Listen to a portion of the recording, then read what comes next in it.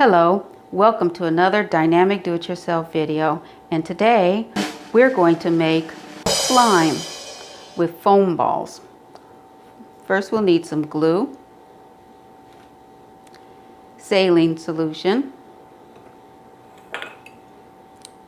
maybe a little bit of food coloring, baking soda, and some foam balls. I can say this is borax free, but because we're using saline solution, there is a little borax component involved. Anyway, let's get started. First, we are going to use 5 ounces of glue. And my assistant here is going to open up the glue and pour it in. I'm using a glass bowl for easy cleanup. Now, the container he used is only 4 ounces, so I'm going to add another ounce. I'm guesstimating here. This is kitchen science, so we're not being too exact. Okay, so now that we have mixed in our glue, we need 1/2 tablespoon of baking soda. Once again, just doing a little kitchen science. It might not be exact. I use 1 tablespoon, and I just estimate about what would be considered a half, and I put it in with the glue. Now, once we've done that, we are going to, let's see, let me get a spoon here. Now, we're going to mix it up. I'm going to have my assistant here, Mr. Tankman Joe, to do the honors of mixing it. Anyway, if you're interested in seeing what Tankman Joe does, on my home page, you will see a link to his channel. And he does a lot of interesting things on his channel. Some gaming, some unboxing. So, take a peek at that. Hope you enjoy it.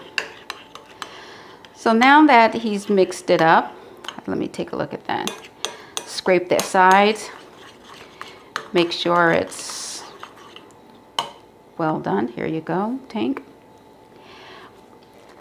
Now we are going to add our saline solution. Now, this saline solution is expired. Been expired for a little bit, but it will still be good for this. So I'm putting in 1 tablespoon. There we go.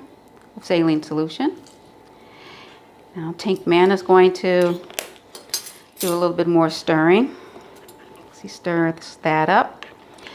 Saline solution, you want to keep it nearby, because once you start mixing your slime, it might get a little dry. And so once it gets a little dry and you want to still get that nice, as you can see here, can you lift that up again for us? You see, you're starting to get that slime texture there. Looking good, looking good. So he stirs it up a little bit. Now this is where you decide if you want color or not. Now I have this color spray. I'm going to give it a couple little pops here. Woo. All right, and you can see that it's green, so we're going to stir it up, mix it well. All right, get it going there. All right, and I think it's looking really good here. So now this is the fun part. I'm going to move this out the way. I have that. We're going to put this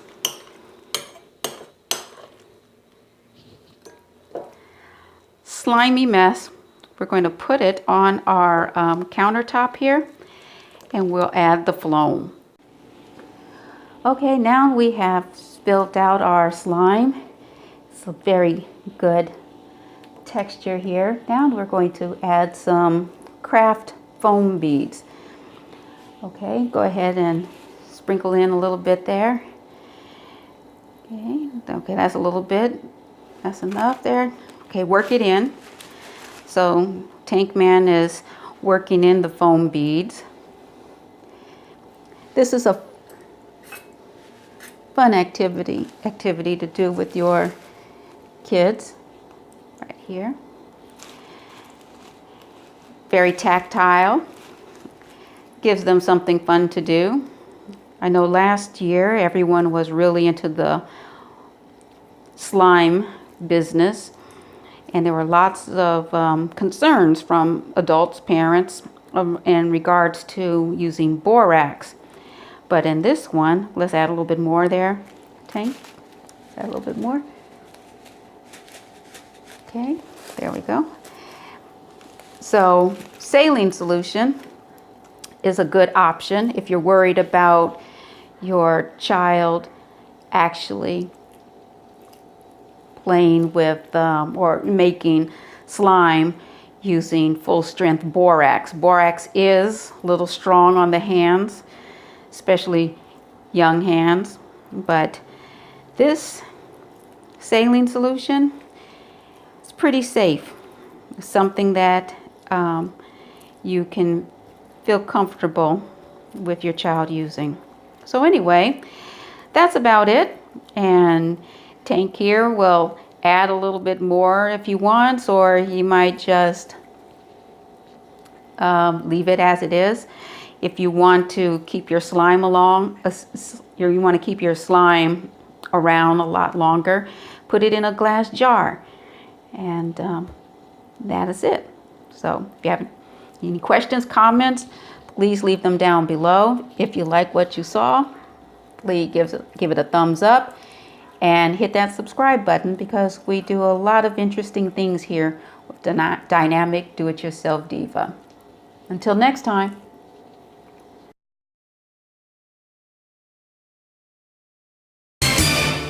Okay.